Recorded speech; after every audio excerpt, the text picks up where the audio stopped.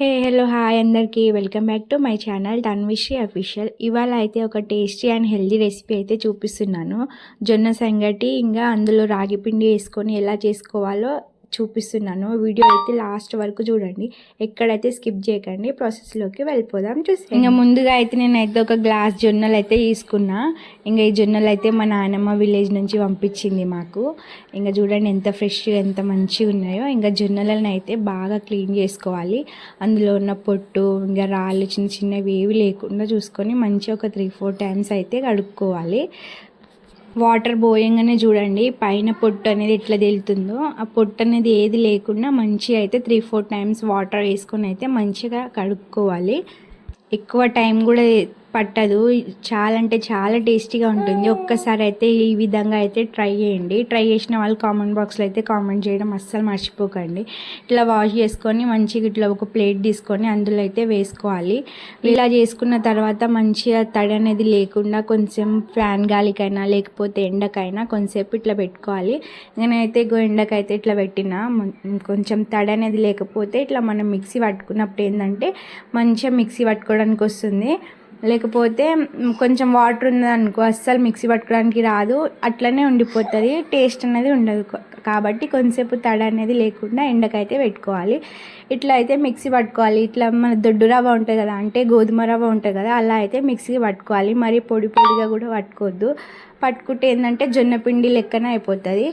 ఇట్లా అయితే ఇంకా వాటర్ అయితే నేనైతే ఒక టీ గ్లాస్ తోటి తీసుకున్నా కదా జొన్న పిండి, ఇంకా వాటర్ అనేది కొంచెం ఇంకా ఎక్కువనే పడుతుంది, 8-9 గ్లాసెస్ అయితే పడుతుంది. ఇంకా జొన్నలు కదా, వాటర్ అయితే మసులుతున్నప్పుడు ఏంటంటే కొంచెం ఉప్పు వేసుకోవాలి. ఉప్పు అనేది చూసి వేసుకోండి. ఎక్కువ వేసుకుంటే ఏంటంటే టేస్ట్ అనేది వేరేగా అయిపోతుంది, తినబుద్ధి కూడా కాదు. సాల్ట్ అనేది చూసి వేసుకోండి, తక్కువనే వేసుకోవాలి, ఎక్కువ వేసుకోవద్దు. ఇంకా మంచిగా కలుపుకొని ఇందాక మనం ప్రిపేర్ చేసుకున్న జొన్న రవ్వను అయితే ఇందులో వేసుకోవాలి. వేసుకొని మంచిగా కలుపుకోవాలి. హై ఫ్లేమ్లో అయితే అస్సలు ఉండదు, మంట అనేది సిమ్లోనే ఉండాలి. అడుగంటకుండా మంచిగా కలుపుకోవాలి. మాడిపోతే అస్సలు బాగుండదు. చూసి మంచిగా తక్కువ మంటలోనే మంచిగా వేసుకొని మంచిగా కలుపుకుంటూ ఉండాలి. కలుపుకోవడమే మెయిన్. ఎక్కడ అడగంటకుండా అయితే చూసుకోవాలి. ఇగో నేను వీడియోలో చూపిస్తున్న విధంగా మంచిగా కలుపుకోవాలి.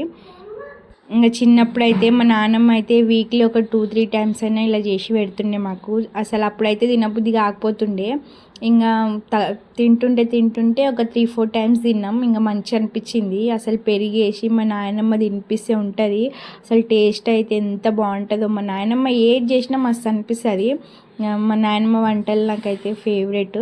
ఇంకా మొత్తానికైతే ఇట్లా కలుపుతూనే ఉండాలి. మొత్తానికి ఇట్లా వాటర్ అనేది దగ్గరైనాయి కదా, అప్పుడు ఇట్లా కొంచెం మనం రాగి పిండి ఉంటాయి కదా, రాగి పిండి తీసుకొని అందులో కొంచెం వాటర్ వేసుకొని ఇట్లా మనం ముందే కలుపుకోవాలి. డైరెక్ట్ అందులో రాగి పిండి వేసినాం అనుకో ముద్దలు అవుతుంది, కలవదు సరిగా. అందుకే ఒక గిన్నెలో తీసుకొని అందులో కొంచెం వాటర్ వేసుకొని మంచిగా ఇట్లా కలుపుకొని అప్పుడు అందులో ఇందాక మనం ప్రిపేర్ చేసుకున్నాం కదా అందులో అయితే వేసుకొని మంచిగా మెల్లగా కలుపుకోవాలి. ఎక్కడ అడగంటకుండా చూసుకొని మంచిగా కలుపుకోవాలి. అప్పుడే టేస్ట్ అనేది ఉంటుంది. ఇంకా నాకు ఈ ఫుడ్ అయితే చాలా హెల్దీ. అసలు డైట్ చేసే వాళ్ళకైనా లేకపోతే షుగర్ పేషెంట్స్కైనా ఇదైతే చాలా బెస్ట్ ఫుడ్. ఇంకా డిన్నర్ టైంకైనా లేకపోతే బ్రేక్ఫాస్ట్కైనా నేనైతే మస్తు సజెస్ట్ చేస్తాను. ఇదైతే కంపల్సరీ ఒక్కసారి అయితే ఈ విధంగా అయితే ట్రై చేయండి.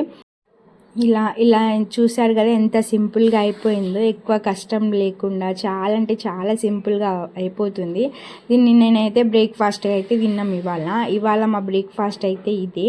అంటే ఒక్కొక్కసారి బ్రేక్ఫాస్ట్గా తింటాం, లేకపోతే ఒకసారి డిన్నర్ టైంలో అయినా మాకు ఇష్టం ఎప్పుడు వచ్చిందంటే అప్పుడు చేసుకొని తింటాం. వీక్లీ ఒక 2 టైమ్స్ అయినా చేస్తాను నేనైతే పక్కా. చూడండి ఎంత ఎమ్మిగా ఉందో అసలు.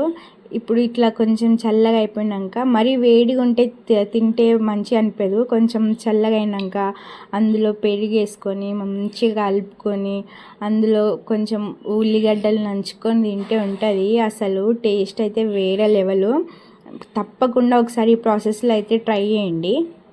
ఇంకా ఇలాంటి హెల్దీ రెసిపీస్ కోసం మన ఛానల్ని ఇప్పుడే సబ్స్క్రైబ్ చేసుకోండి. వ్యూస్ వస్తున్నాయి కానీ లైక్స్ అయితే అస్సలు వస్తలేవు. మినిమం ఈ వీడియోకి అయితే 50 లైక్స్ అయితే ఎక్స్పెక్ట్ చేస్తున్నాం. సబ్స్క్రైబ్ చేసుకోవడం మాత్రం అస్సలు మర్చిపోకండి.